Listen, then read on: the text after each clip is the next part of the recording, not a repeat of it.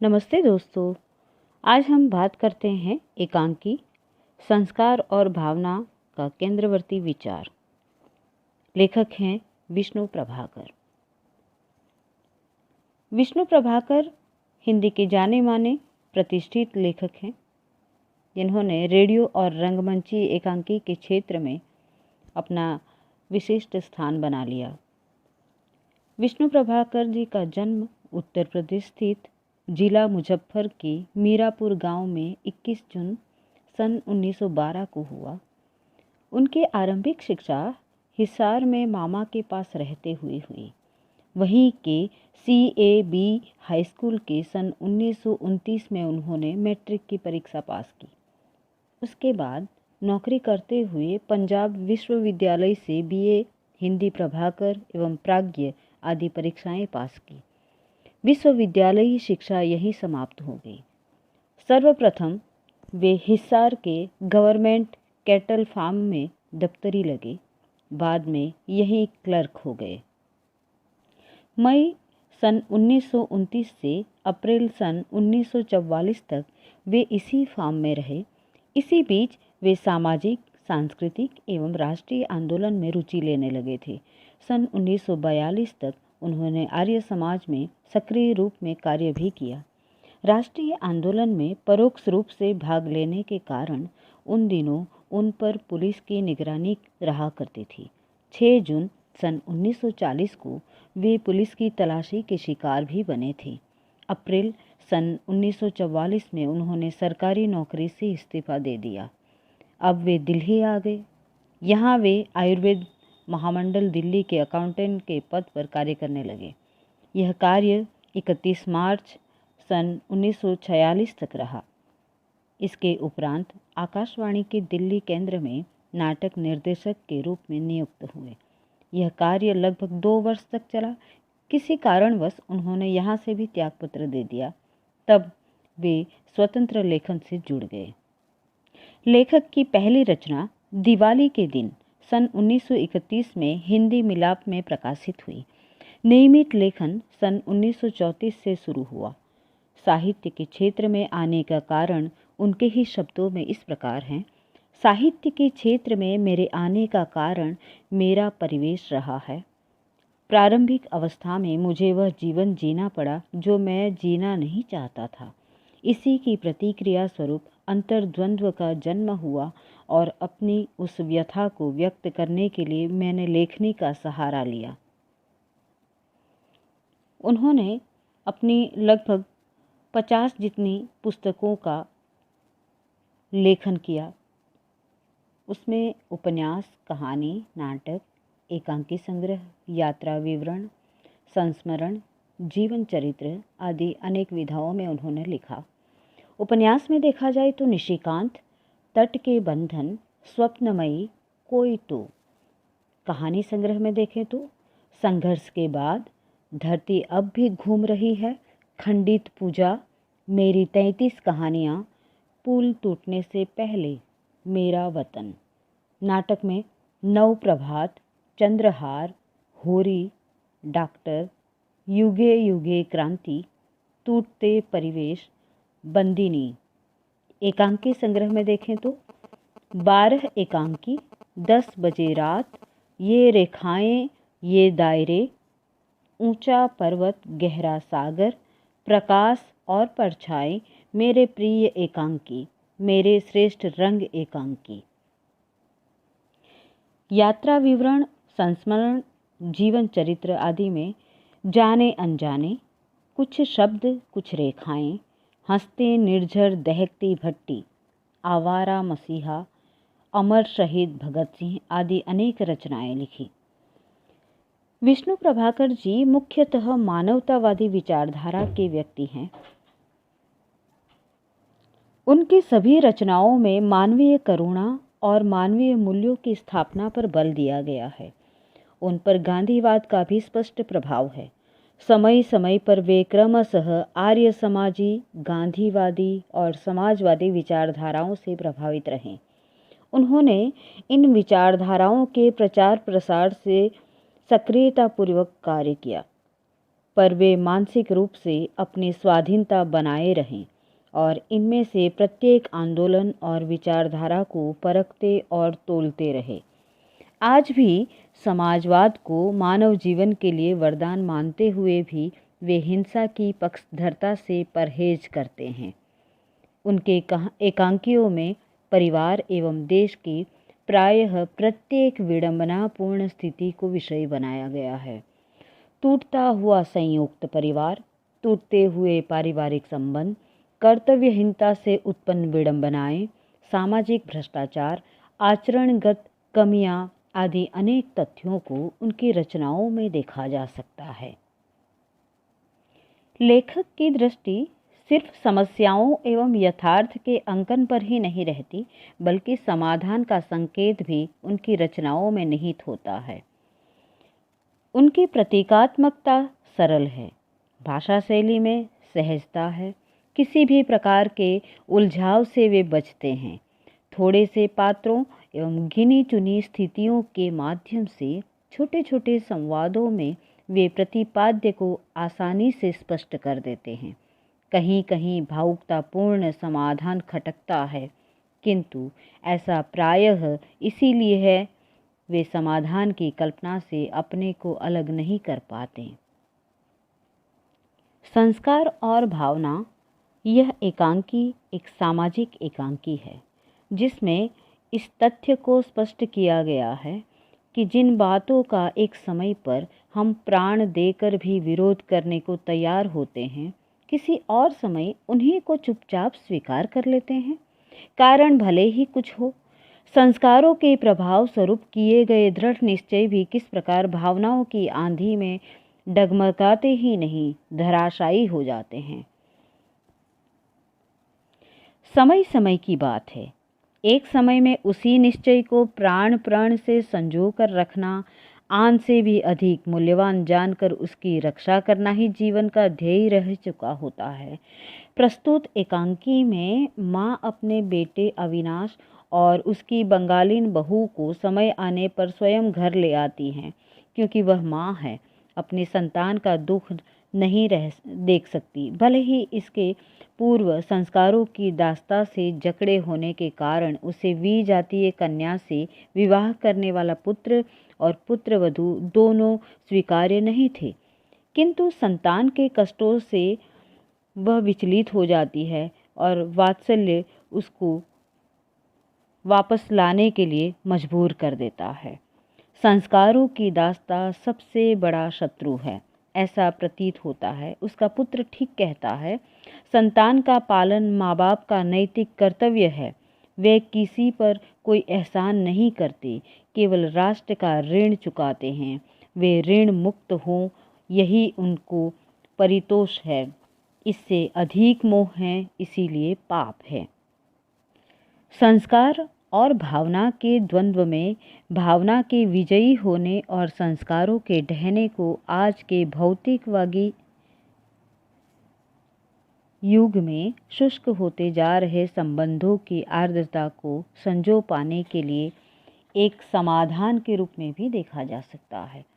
पात्रों द्वारा अभिव्यक्त लेखक के अभिमत को सही मानकर आचरण किया जाए तो टूटते बिखरते संयुक्त परिवारों की दशा सुधर सकती है। प्राचीन संयुक्त परिवार प्रथा गौरव देने वाली बन सकती है। नई पीढ़ी की नई सोच आज प्रत्येक पुरातन संस्कार को ढोने की पक्षधर नहीं है और बदलते युग में उसकी आवश्यकता भी उतनी नहीं रही।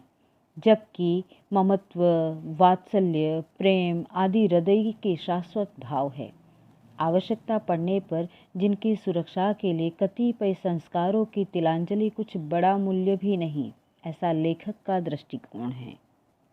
अब देखते हैं कथा के प्रमुख बिंदु। माँ के संस्कार और स्वभाव, माँ की परेशानी का कारण, उसके बड़े बेटे अविनाश की बीमारी की खबर, बेटों का स्वभाव। माँ के आश्चर्य का कारण, उमा का बड़ी बहू से चुपचाप मिलना, उस पर आरोप लगाना कि उसने माँ बेटे को अलग कर दिया है। यह पता लगता है कि छोटा बेटा अतुल भी अपने बड़े भाई के घर जाता है। माँ के भीतर अंतर्द्वंद्व और तनाव, छोटा बेटा और बहू बड़े बेटे अविनाश के घर जाते हैं। माँ नहीं जाती, किंतु उसे मिलने को तरसती है। संस्कार और भावना के बीच संघर्ष। अविनाश की बहू की बीमारी की खबर सुनकर माँ के अंतर्द्वंद्व का बढ़ जाना। भावना की संस्कार पर विजयी। चरित्र चित्रण की बात करते हैं तो संस्कार और भावना में 3 पात्र हैं। माँ, उसका बेटा अतुल, उसकी पत्नी उमा। नौकर और मिश्रानी बहुत ही थोड़ी देर के लिए आते हैं। माँ इस एकांकी का प्रमुख पात्र है।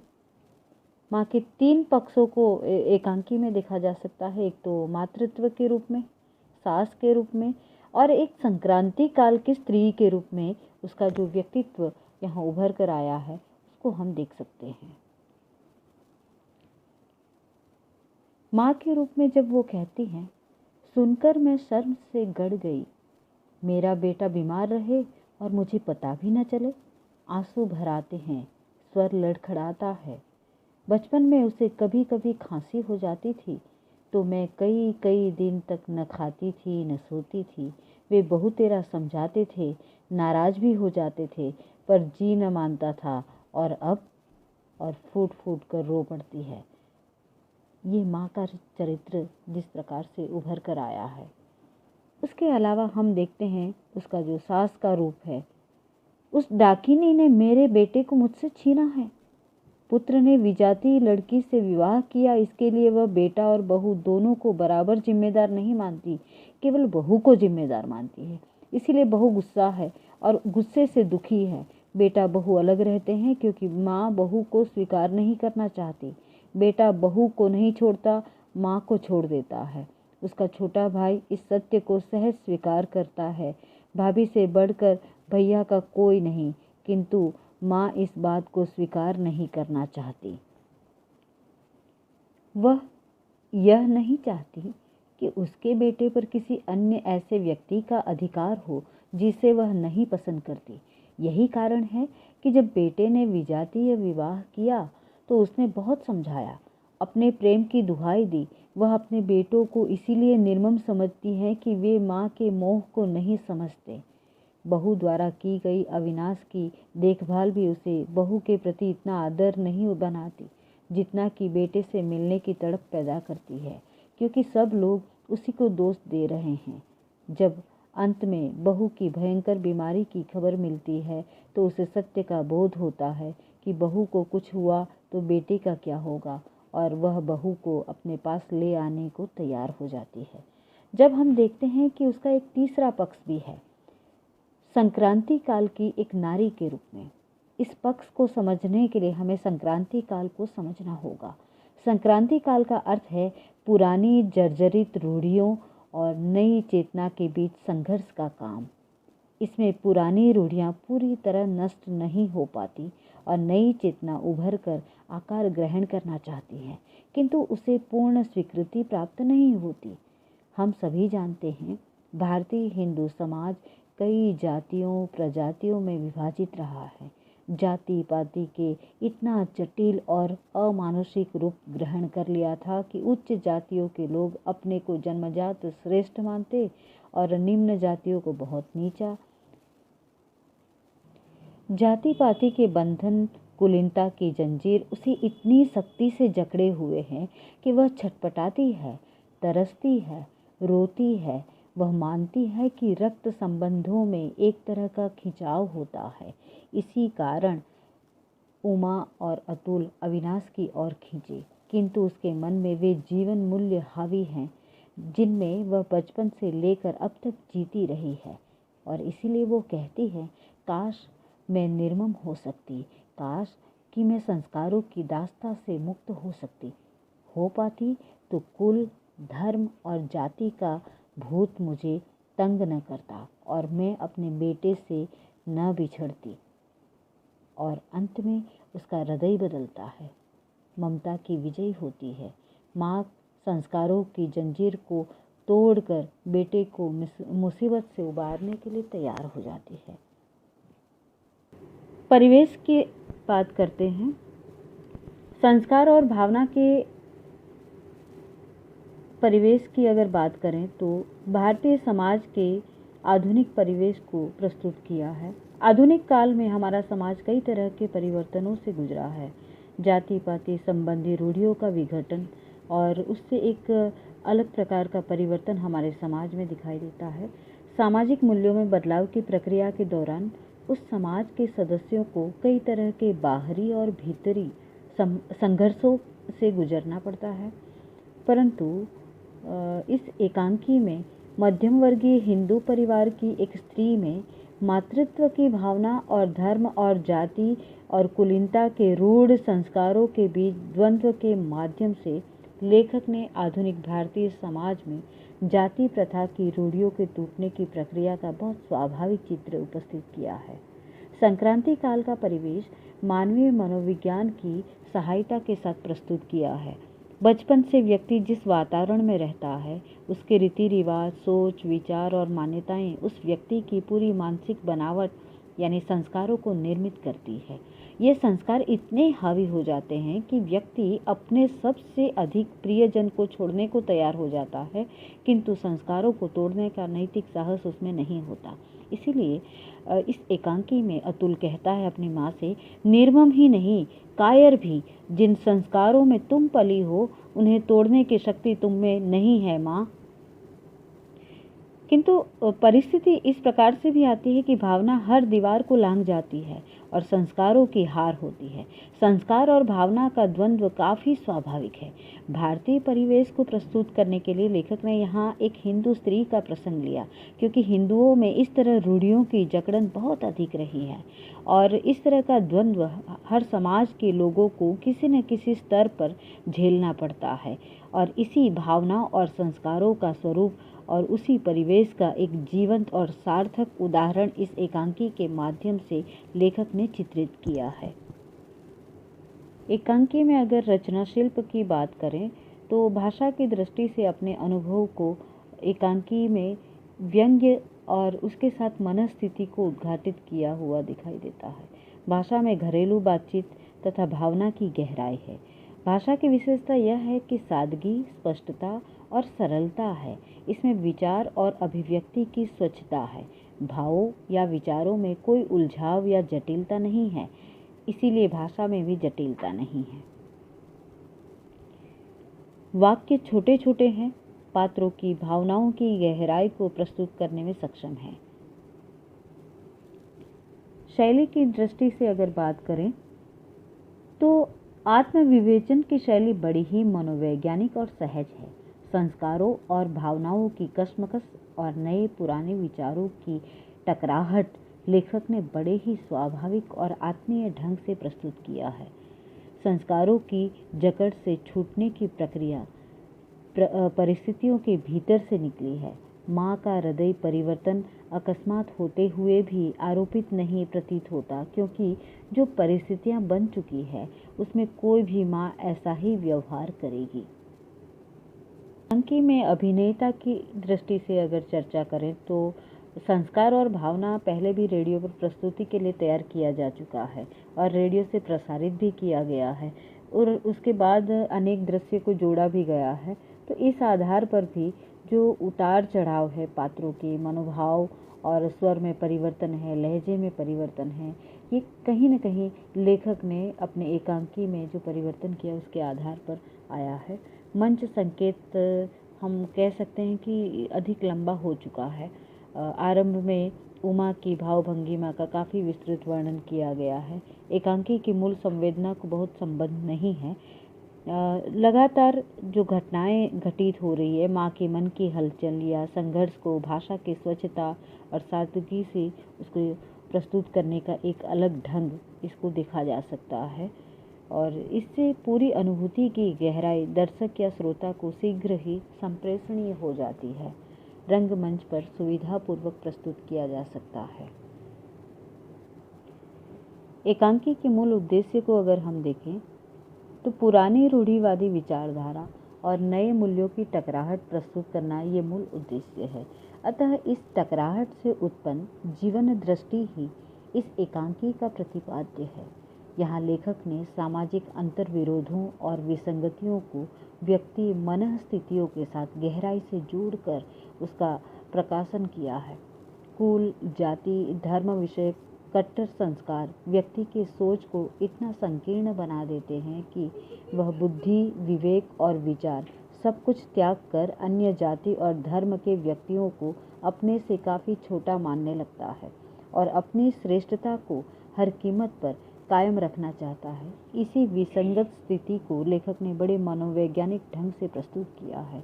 माँ की मनोभूमिका का बदलाव बड़े सहज ढंग से उभरा है। कुल, जाति, धर्म संबंधी पुरानी जर्जर मानसिकता का त्याग और मनुष्य मात्र को सम्माननीय मानकर अपनाने की मानवतावादी दृष्टि की स्वीकृति को लेखक ने किसी बाहरी दबाव का परिणाम नहीं माना, बल्कि व्यक्ति की आंतरिक आवश्यकता को सिद्ध किया है। अपने संस्कारों में जकड़ी हुई माँ छटपटाती है, अपनी भावनाओं से जूझती है।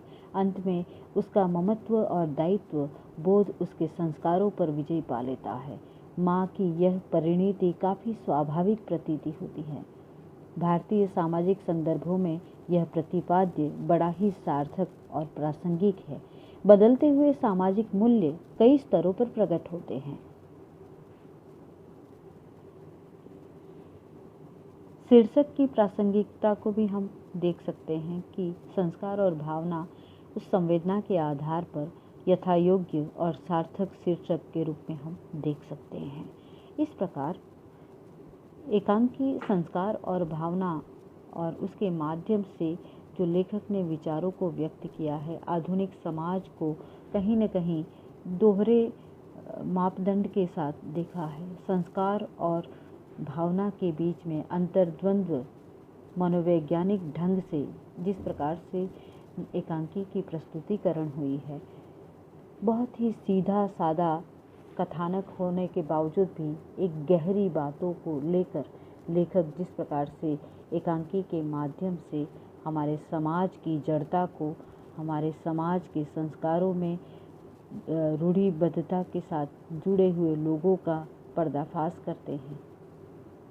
एकांकी में जिस प्रकार से भारतीय समाज का एक ऐसा पक्ष उजागर करते हैं जो सामान्य रूप से मध्यम वर्ग की समाज को हम देख सकते हैं।